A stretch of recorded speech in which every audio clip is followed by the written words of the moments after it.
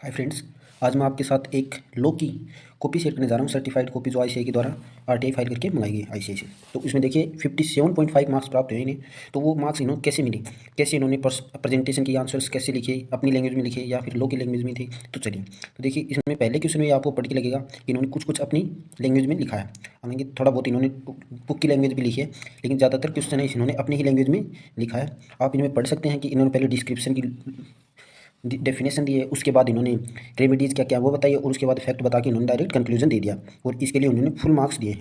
इन्हें first question में full marks मिल गए थे। इसके बाद इन्होंने सेकंड क्वेश्चन अटैम्प्ट किया, लेकिन इन्होंने सही से अटैम्प्ट नहीं किया और इसे सिर्फ 0.5 मार्क्स ही मिले, जो कि शायद 2 नंबर का था, जिसमें इन्होंने 0.5 मार्क्स ही मिले।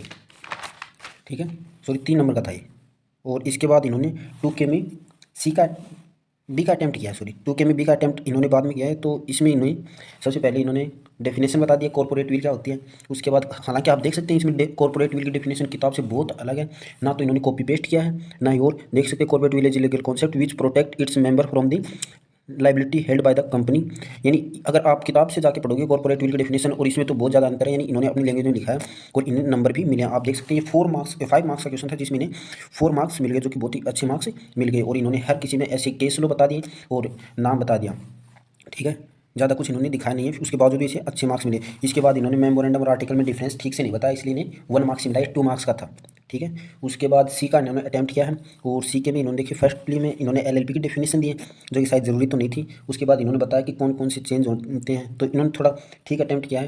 लेकिन देखेंगे ना तो आप जाके किताब में पढ़ना ही, किताब की लैंग्वेज से तो बहुत है, लेकिन फिर भी इन्हें फुल टू फुल मार्क्स दिए गए। अवार्ड हुए 4 में से 4 मार्क्स, क्योंकि 4 का ही था। इसके बाद 3 का क्वेश्चन अटैम्प्ट किया। 3 के क्वेश्चन में आप देखेंगे कि राम एंड श्याम पार्टनर होते हैं और गोपाल उनका एक, ठीक है ना, गोपाल उनका एक फ्रेंड होता है। ठीक है, तो गोपाल को सुंदर के सामने एज ए पार्टनर इंट्रोड्यूस कर देते हैं। तो यानी आप कह सकते हैं कि इसमें सेक्शन 28 लगेगा, पार्टनरशिप एक्ट 1932 का, जिसमें पार्टनर्स बाय स्टोपल को अच्छी तरह से बताया गया। तो पहले उसकी डेफिनेशन देनी। इन्होंने इसमें भी किताब की लैंग्वेज कम लिखी है, क्योंकि किताब में लैंग्वेज बहुत अलग है इसकी, जो कि शायद लर्न भी नहीं हो पाती है ज़्यादातर बच्चों से। तो इन्होंने उससे बहुत अलग लिखा है। फिर उसके बाद इन्होंने बताया कि पार्टनर्स बाय स्टोपल और पार्टनर्स बाय होल्डिंग आउट एक ही होता है। उसके बाद इन्होंने फैक्ट बता के और बता दिया, ठीक है, कि गोपाल है वो लाइबल होगा, सुंदर के लिए तो लाइबल होगा, लेकिन महादेव के लिए लाइबल नहीं होगा, क्योंकि ठीक है, सुंदर को गोपाल ने राम को इंट्रोड्यूस किया था एज ए पार्टनर, लेकिन महादेव को नहीं किया था। महादेव को उसकी कोई इन्फॉर्मेशन नहीं थी, इसलिए वो उसके लिए लाइबल नहीं होगा। इसके लिए क्या होता है, अगले में देखिए 3K में, A में ही सेकंड का है कि एडमिशन बाय पार्टनर की लाइबिलिटी। तो इसमें क्या होता है कि अगर कोई पार्टनर इंट्रोड्यूस होता है तो उसकी लाइबिलिटी तब तक नहीं होती थर्ड पार्टी के अलावा प्रायर कॉन्ट्रैक्ट्स के लिए। मतलब फ्यूचर कॉन्ट्रैक्ट्स के लिए तो होगी, लेकिन प्रायर कॉन्ट्रैक्ट्स यानी जो पहले करे गए थे उन कॉन्ट्रैक्ट के लिए उसकी लाइबिलिटी नहीं होगी। लेकिन वो अगर वो पार्टनर्स आपस में म्यूचुअली कंसेंट कर लेते हैं कि वो लाइबल होगा और वो पार्टनर एग्री होता है, तब तो होती है। लेकिन तब तक अगर वो थर्ड पार्टी को, ठीक है, अगर वो थर्ड पार्टी को इन्फॉर्म नहीं करता है कि वो उनके डेब्ट्स के लिए लाइबल है, तो थर्ड पार्टी उसको स्यू नहीं कर सकती। और यही था कि इसमें थर्ड पार्टी उसको स्यू नहीं करती थी, तो भाई ने शायद कंक्लूजन गलत दे दिया और इसको नंबर काट ले गए हैं। ठीक है, इसमें 2 मार्क्स का नंबर था, जिससे 0.5 ही मिले हैं। ऐसे ही 3K में, 1K में 3 का था, 3K में, ठीक है, 3 का भी इन्होंने ठीक है अटेम्प्ट किया है, 1 मार्क ही मिले 2 में से, तो ज़्यादा कुछ मिला नहीं। ठीक है, बी में फर्स्ट का है, वो 4 मार्क का था और इन्हें अवार्ड हुए हैं 1 मार्क्स, क्योंकि ये भी इनका बहुत ही गलत था इसका, मतलब ठीक है इन्होंने अटेम्प्ट किया तो मार्क्स मिल गए। उसके बाद आप देख सकते हैं 3K में, B के में सेकंड का है। ठीक है, सेकंड का में, सेकंड के में गुडविल प्राइवेट लिमिटेड वाला क्वेश्चन था कि डायरेक्टर्स हैं उनके अगर जो, तो इसमें सीधी सी बात यही थी कि अगर हमारे पास, अगर हम जॉइंट कंपनी सेक्रेटरी अपॉइंट करते हैं, तो जो अथॉराइजेशन है शेयर सर्टिफिकेट पे वो कंपनी सेक्रेटरी और 1 डायरेक्टर के द्वारा दी जाएगी, अदरवाइज 2 डायरेक्टर के द्वारा भी दी जा सकती हैं। और यही इन्होंने पूरा लिख दिया कि भाई कॉमन सील क्या होती है, फिर कॉमन सील के बाद इन्होंने फैक्ट ऑफ केस बता दिया और फिर कंक्लूजन बता दिया।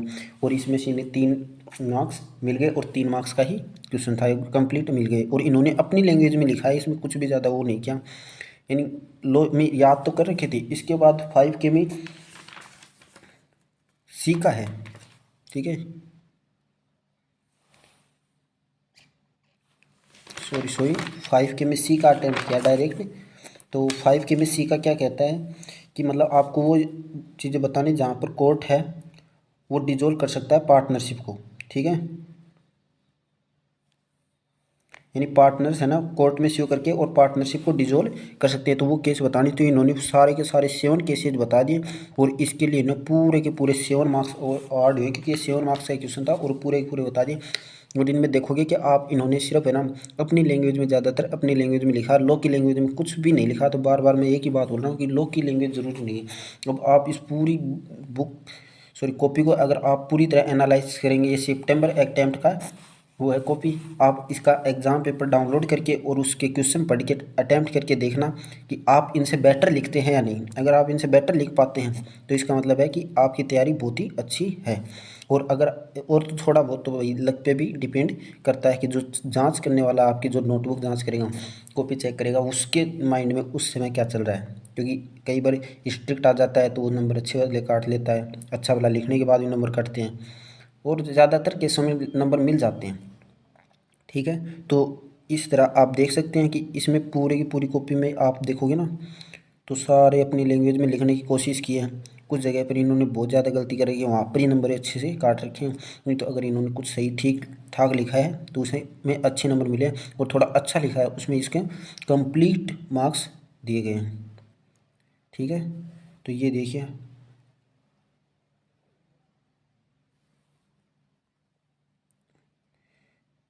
ठीक है। तो दोस्तों ये पूरी इसकी कॉपी हो गई और आप इस कॉपी को अच्छे से एनालाइज कर ले, पढ़ लें, उसके बाद बताएं कि आपके लिए कितनी हेल्पफुल रही है कॉपी।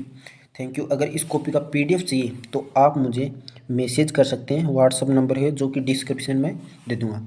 Thank you. अगर वीडियो पसंद आई हो तो मेरा चैनल सब्सक्राइब करें। Thank you.